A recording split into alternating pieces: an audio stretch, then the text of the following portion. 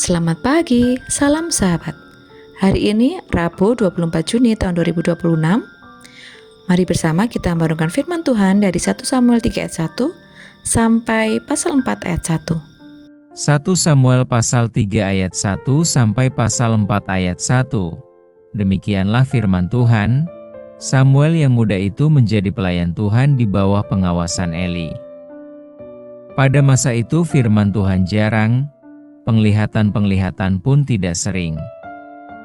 Pada suatu hari Eli, yang matanya mulai kabur dan tidak dapat melihat dengan baik, sedang berbaring di tempat tidurnya.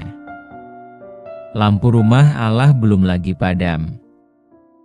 Samuel telah tidur di dalam bait suci Tuhan, tempat tabut Allah. Lalu Tuhan memanggil, "Samuel, Samuel," dan ia menjawab, "Ya, Bapa." Lalu berlarilah ia kepada Eli, serta katanya, "Ya, Bapa, bukankah Bapa memanggil aku?" Tetapi Eli berkata, "Aku tidak memanggil, tidurlah kembali." Lalu pergilah ia tidur. Dan Tuhan memanggil Samuel sekali lagi. Samuel pun bangunlah, lalu pergi mendapatkan Eli serta berkata, "Ya, Bapa, bukankah Bapa memanggil aku?" Tetapi Eli berkata, "Aku tidak memanggil, anakku, tidurlah kembali." Samuel belum mengenal Tuhan, firman Tuhan belum pernah dinyatakan kepadanya. Dan Tuhan memanggil Samuel sekali lagi, untuk ketiga kalinya.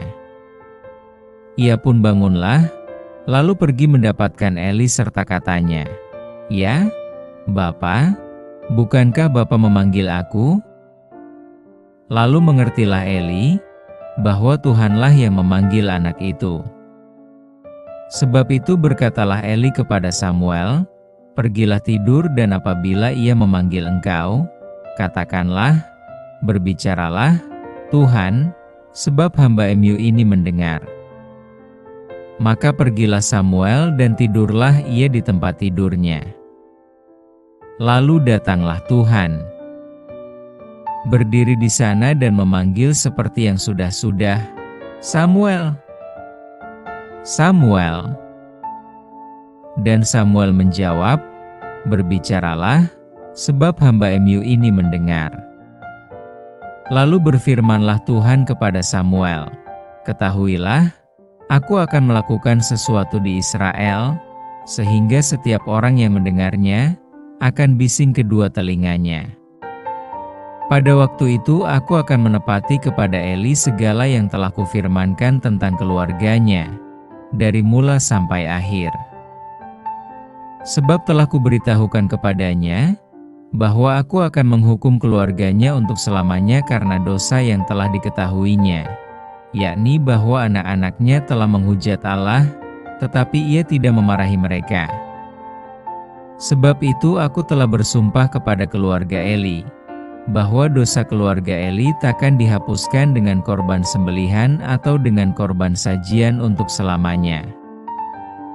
Samuel tidur sampai pagi, kemudian dibukanya pintu rumah Tuhan. Samuel segan memberitahukan penglihatan itu kepada Eli. Tetapi Eli memanggil Samuel, katanya, "Samuel, anakku." Jawab Samuel, "Ya, Bapa." Kata Eli, "Apakah yang disampaikannya kepadamu? Janganlah kau sembunyikan kepadaku. Kiranya beginilah Allah menghukum engkau. Bahkan lebih lagi daripada itu, jika engkau menyembunyikan sepatah kata pun kepadaku dari apa yang disampaikannya kepadamu itu." Lalu Samuel memberitahukan semuanya itu kepadanya dengan tidak menyembunyikan sesuatu pun. Kemudian Eli berkata, "Dia Tuhan, biarlah diperbuatnya apa yang dipandangnya baik." Dan Samuel makin besar dan Tuhan menyertai dia dan tidak ada satupun dari firman-Nya itu yang dibiarkannya gugur.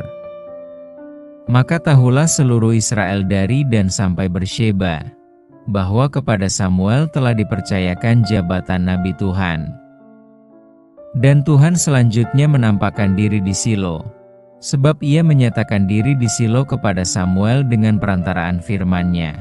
Pasal 4 ayat 1 dan perkataan Samuel sampai ke seluruh Israel. Pemimpin pilihan Tuhan. Gereja seringkali diperhadapkan dengan dilema dalam memilih pendeta baru. Ada berbagai pertimbangan yang mempengaruhi dan menentukan pilihan. Apa yang mendasari pertimbangan kita? Suatu malam Tuhan memanggil Samuel, pelayan Tuhan yang masih muda. Samuel mengira Eli yang memanggilnya, sehingga ia menemuinya sampai 2 kali. Pada panggilan ketiga baru Eli menyadari dan memberitahu bahwa itulah panggilan Tuhan. Maka pada panggilan berikutnya Samuel menjawab, "Berfirmanlah sebab hamba-Mu ini mendengar." Tuhan berfirman bahwa ia akan melakukan sesuatu di Israel, yakni menepati janji hukumannya kepada Eli. Di pasal 3, 11-14. Keesokan harinya Samuel menyampaikan firman itu kepada Eli dan Eli menerima apa yang akan Tuhan lakukan. Di pasal 3 ayat 15-18. Samuel terbukti mampu memenuhi tugas kenabian yang dipercayakan kepadanya. Di ayat 3 ayat 19 sampai pasal 4 ayat 1a. Allah memunculkan pemimpin baru yang ia pilih dengan mendasarkan 3 hal penting berikut ini. Pertama, seorang dengan hati melayani Tuhan, bukan yang mencari keuntungan. Kedua, seorang yang mengandalkan penyertaan Tuhan, bukan memaksakan diri menjadi pemimpin. Ketiga, seorang yang mau menjadi pembawa firman Tuhan, bukan untuk kepentingan pribadi atau kelompok, tapi yang menyuarakan pesan Tuhan kepada jemaat. Ketiga hal itu perlu mendasari pertimbangan kita dalam memilih pelayan Tuhan yang berikutnya. Sebagai jemaat, kita kadangkala berpikir siapa saja yang terpilih tidak akan begitu mempengaruhi kehidupan pribadi kita. Jelas ini merupakan cara pikir yang kurang memedulikan sesama anggota gereja. Justru pemimpin yang terpilih sangat membantu kita dalam memahami firman Tuhan dengan baik, sehingga mengalami pertumbuhan rohani. Maka pilihlah pemimpin rohani sesuai kehendak Tuhan, dan jadilah jemaat yang siap menerima pengajaran dan pembentukan dari Tuhan. Caranya, berdoalah kepada Tuhan dan pekalah terhadap firman-Nya. Mari bersama kita berdoa. Kami mengucap syukur Tuhan untuk pemimpin rohani yang boleh ada di gereja kami. Mampukan pemimpin rohani kami Tuhan, boleh menjadi pemimpin pelayan yang seturut dengan kehendak-Mu. Boleh menjadi pemimpin yang peka akan firman-Mu, dan boleh dengan rendah hati melayani Tuhan bagi jemaat-Mu.